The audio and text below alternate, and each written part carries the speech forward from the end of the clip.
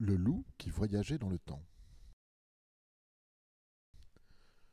Ce jour-là, Loup farfouillait dans son grenier.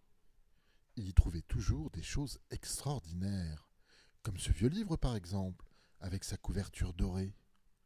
Intrigué, Loup s'empara du livre et lut le résumé. Cher lecteur, ceci n'est pas un livre ordinaire.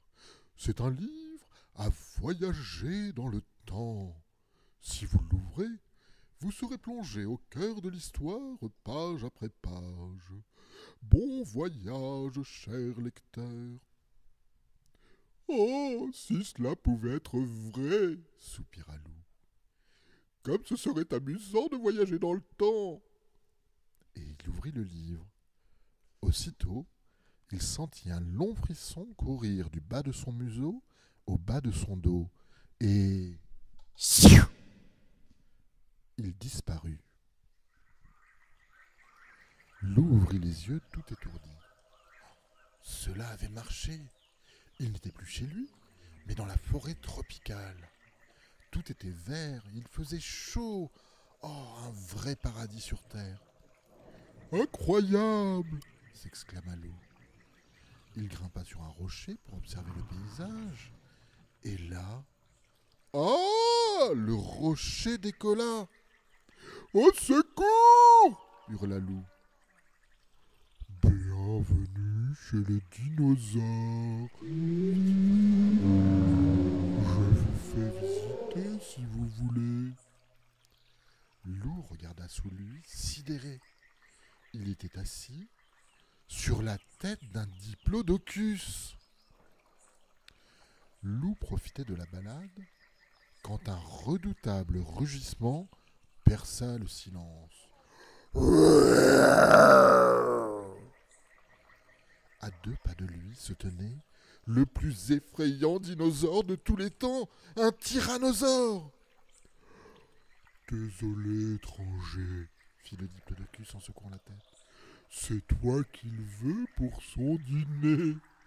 Ah, mais il va me dévorer, cria Loup terrifié en attrapant son livre. Et tandis qu'il dégringolait vers les mâchoires du monstre, il tourna la page et... il disparut. Loup reprit ses esprits dans une grotte. Il était couvert de peau de bête, mais qu'il faisait froid. Bienvenue chez les Cro-Magnons, le salua un vieux loup. Tu prendras bien un petit cuisseau de dino? Non merci, fit Loup écœuré en regardant les autres dévorer la viande à moitié crue. Alors, en route, nous partons chasser le mammouth. Loup soupira. Il détestait chasser, et puis il aimait bien les mammouths. Pas question de participer à leur disparition. Ah, ça non. Alors... plus de loup. Cette fois, Loup se trouvait sur le chantier de construction d'une immense pyramide. À ses pieds, des tentes de couleur avaient été dressées pour accueillir le pharaon d'Égypte en visite. Prépare-toi, Toutankhamon arrive, lui glissa à l'oreille une jolie danseuse. Loup commença à jouer, mais il jouait si faux que le roi se boucha les oreilles. Ce musicien a enfoncé les oreilles du pharaon, hurla le vizir. Qu'on le jette au crocodile. Des gardes s'avancèrent vers Loup, mais il avait déjà tourné la page. Quand Loup ouvrit les yeux, il se trouvait à Rome, sur la ligne de départ d'une course de chars. Le stade était plein à craquer. Cela criait, cela chantait. Enfin, je vais m'amuser, se réjouit Loup. J'adore les courses. Au signal, les chars s'élancèrent. Acclamés par la foule, Loup prit la tête du peloton et dépassa un à un tous ses adversaires. À l'arrivée, l'empereur Jules César en personne l'attendait. Honneur à toi, vainqueur. Prépare-toi maintenant à affronter notre meilleur gladiateur, Marcus Gros Louisius. Si tu remportes le combat, tu seras mon nouveau champion. Ouh, c'est gentil, mais je déteste me battre, répondit Lou, en sortant son livre. Je suis venu, j'ai vu, je me suis bien amusé, merci. Et il disparut comme par magie, laissant César tout ébahi. C'était le plus grand banquet que Lou ait jamais vu. Dressé au pied du château fort, la table croulait sous les viandes farcies, les pâtés en croûte et les douces pâtisseries. Oh oh, voilà enfin une époque faite pour moi, se réjouit Lou en tendant la patte vers une patate. Mais il fut interrompu par un cri. Seigneur, quel malheur! Votre fille vient d'être enlevée par le dragon! Tous les regards se tournèrent vers Lou. Chevalier, fit solennellement le seigneur, vous seul pouvez la délivrer.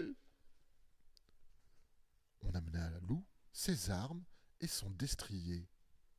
En maugréant, il suivit la foule jusqu'au repère du monstre. Bon, les dragons, ça n'existe pas, expliqua Lou tranquillement en s'avançant vers l'entrée de la grotte. Il y eut un grand silence et puis...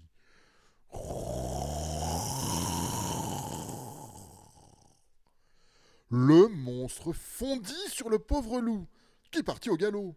« À moi !» hurla notre chevalier en ouvrant son livre. Et... plus de loup, et plus de dragons non plus. Lou se réveilla entouré de peintures et d'œuvres d'art. Assis derrière sa toile, un vieux loup peignait. Soudain, quelqu'un ouvrit la porte en criant « Maître Louonard, on apprend que Christophe Colomb a découvert un nouveau monde !» L'artiste leva le museau rêveur. « Ce monde s'appellera l'Amérique, mon ami. Ah, quelle époque fantastique !»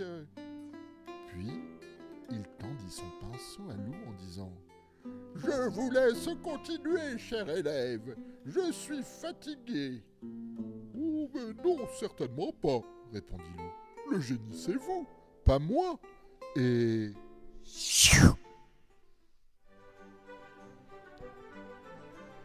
C'était maintenant le soir. Un soir de bal à Versailles. Les invités costumés se promenaient dans les jardins du château. La musique coulait à flots. « Grandiose, n'est-ce pas ?» fit un homme vêtu d'or près de Lou. « Grandiose, Majesté !» répondit Lou un peu intimidé en reconnaissant le roi Louis XIV. Près du roi se tenait une demoiselle très belle. « Je me présente, Madame de Poupoupidouhou, dit-elle en soulevant son masque. « Et vous, gentilhomme, qui êtes-vous » Lou regarda la louve. Elle lui rappelait quelqu'un.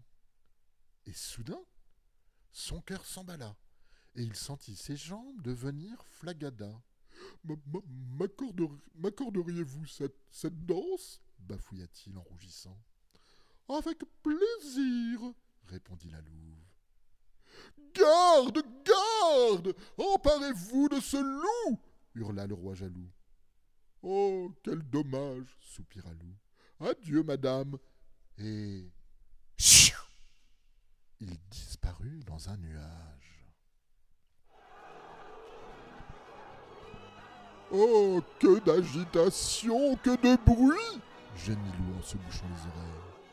« Mais où donc suis-je tombé cette fois-ci ?»« Vive la Révolution !» lui crièrent des paysans armés jusqu'aux dents. « Joins-toi à nous, citoyens loups, nous allons prendre la Bastille !» Lou réfléchit un instant. Qu'il soit là ou pas, cela allait chauffer. Alors mieux valait s'éclipser. Et...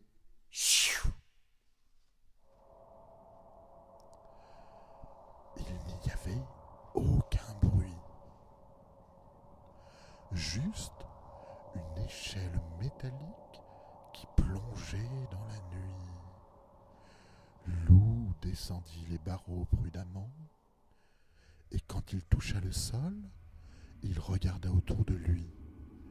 Le paysage était lunaire.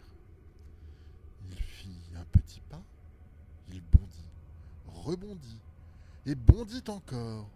Oh, j'ai marché sur la lune, comprit Loup ravi. Mais dans sa joie, il lâcha son livre, et son livre s'envola. Oh non, pas ça, hurla Loup. Il plongea, attrapa le livre qui s'ouvrit, et fut englouti. Loup fut pris dans un tourbillon d'objets, de visages, de mots, d'époques. Stop, cria-t-il. Cela suffit, je veux rentrer dans ma forêt.